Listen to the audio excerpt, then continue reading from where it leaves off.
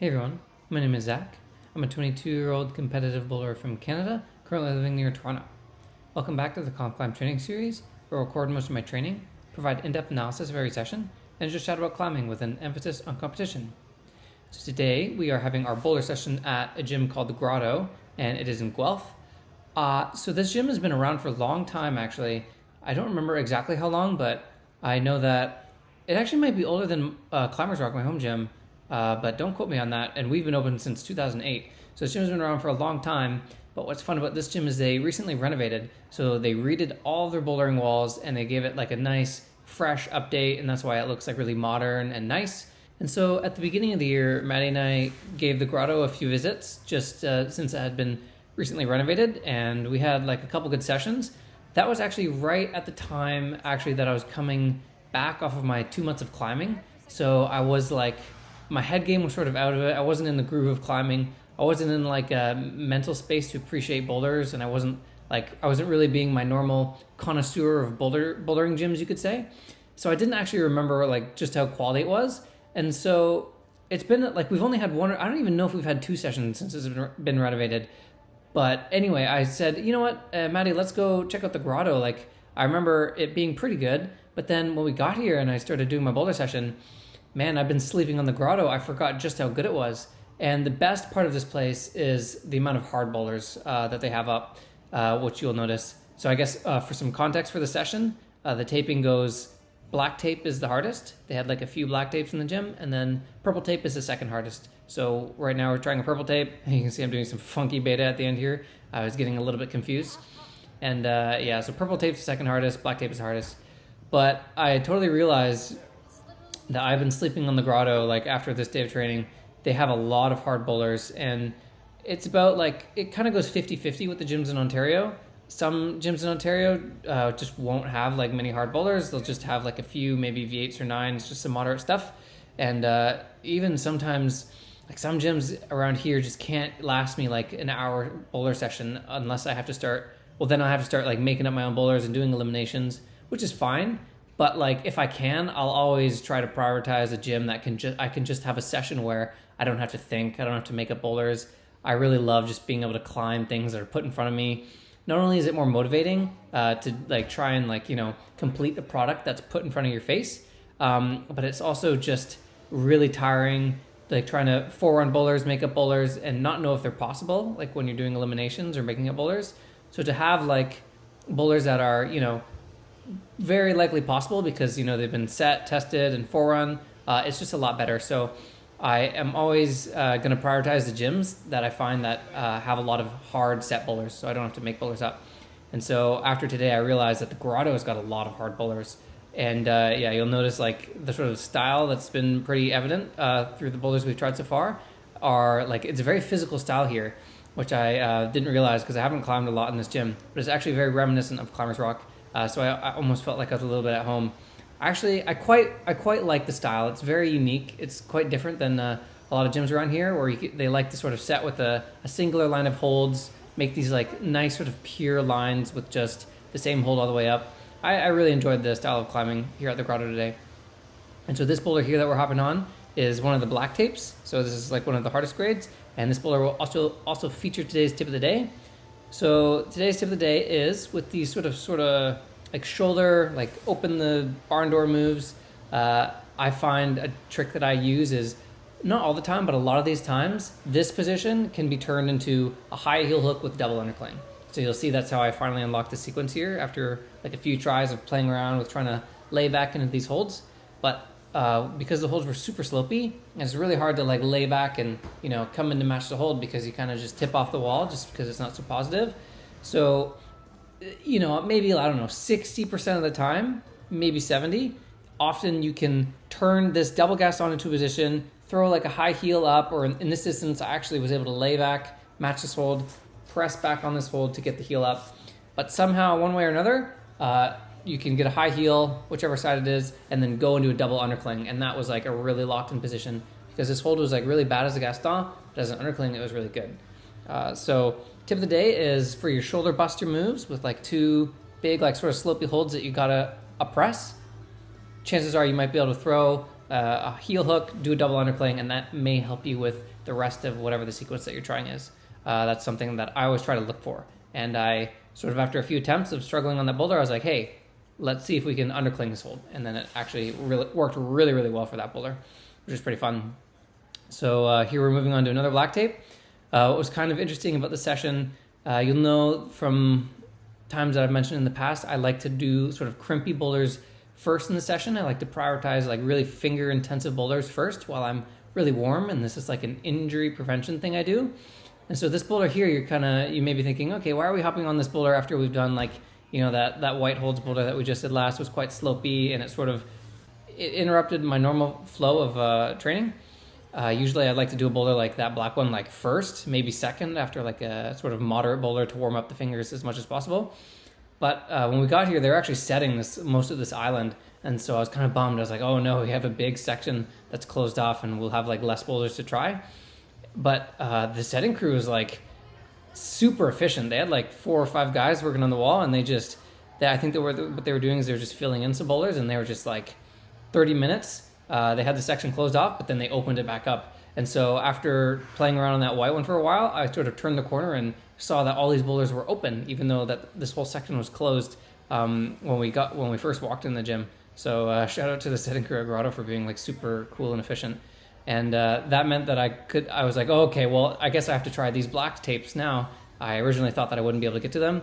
So I hopped on that black crimpy one sort of later in the session than I would have liked. And my fingers were really crying on that boulder because I had already worked up a little bit of fatigue.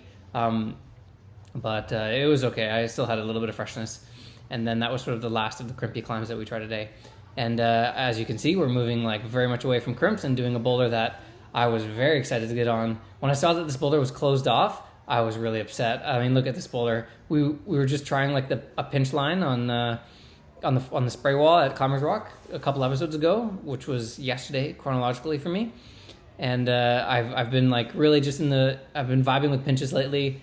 I love pinches. I feel strong on pinches, and I'm just having fun with them right now. So when I see this boulder, I'm like, okay, yes, this is like really on my mind, and like I'm really just in the mood for pinches. And this turned out to be a really hard boulder.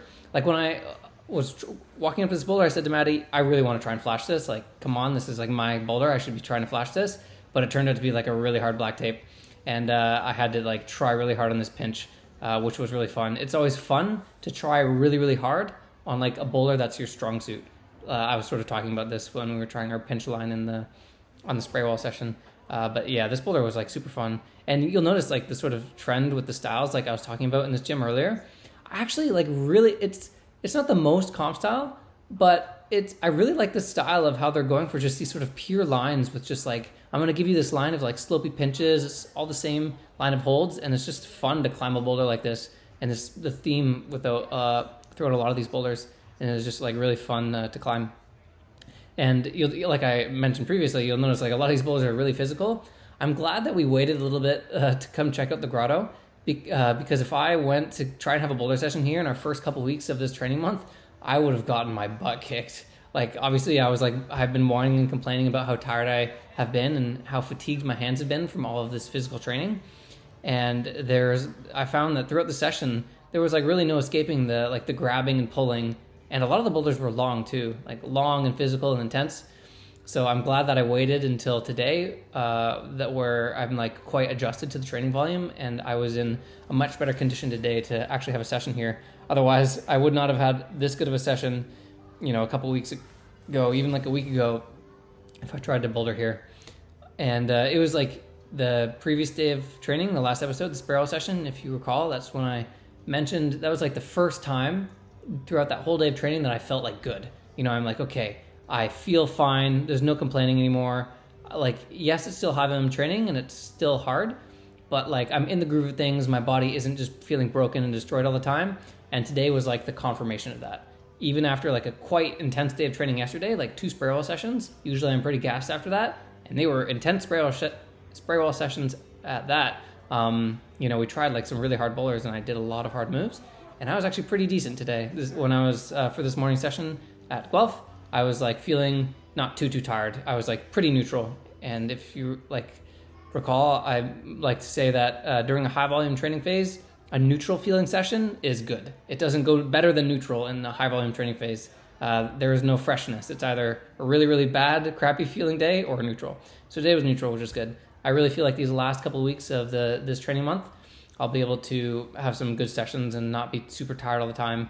And I won't have any excuses going forward because I feel pretty solid and adjusted to the training. So this here is a black tape. This is the last boulder of the session. And one thing I do remember about the couple sessions that Maddie and I had earlier in the year at Grotto, like before we left for Germany, was I remember trying like a couple black tapes on the slab and they were just impossible feeling. Like, yes, I had just been coming off of climbing and I had no technique whatsoever, but I remember that they like to set like really hard black tape slabs. Like when they put a hard boulder on the slab, they're gonna make it hard. And this boulder was quite cool. I found it was like sort of, it was on the line of comp style, but also like sort of just classical, like almost outdoorsy style. Like this sequence here in the middle was very hard. Like this is the hardest part of the boulder. This left foot that we're standing on is super slippery. Like it's kind of caked in rubber and chalk, and it is just a nightmare trying to trust it as we lean, like reach over to this edge, so the left hand we're going to is pretty good. It's like almost flat, but it's a little bit slopey. But then the right hand that we got is quite bad. It's like a very, very slopey edge. You need to sort of be lay backing it as much as possible and then reach, and then you sort of get the relief when you get the left hand crimp. But I found that since this foothold that we're standing on is super glassy, it was actually too hard to sort of match the foot to walk the left foot over to this little foothold we see on the sidewall. And so, because if I would try to match the foot here, I just know my foot's gonna blow. So what I actually have to do is I have to match it on the volume, because that way I don't have to sort of wiggle my left foot around. And so it makes for a very cool move. Like this was a very, very cool move. I'm sure the sort of more intended sequence is just to do like a really cruxy, try hard foot match on this rail and then slowly work out the foot. But I decided to comp climber this move and do a bit more of a dynamic comp style element and do a foot stab out to this little slopey foothold, which made for like a really cool ninja kick move. This boulder was quite nice. Overall, I was really impressed with the setting at Grotto, and I was saying this to Nolan, one of the setters, like he'll be seeing us a lot more, I think. I really appreciate the amount of hard boulders here. Like I climbed for an hour and 15 minutes, and some gyms in Ontario, I would be able to do all the all the boulders in this time at a new gym, but I did not. I probably did like 60% of the boulders, maybe 70. So it was good that I got stumped on a lot of stuff.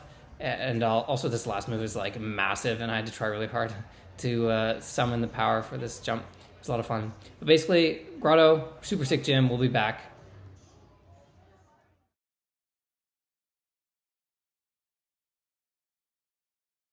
So it was off to CR for the workout later in the day.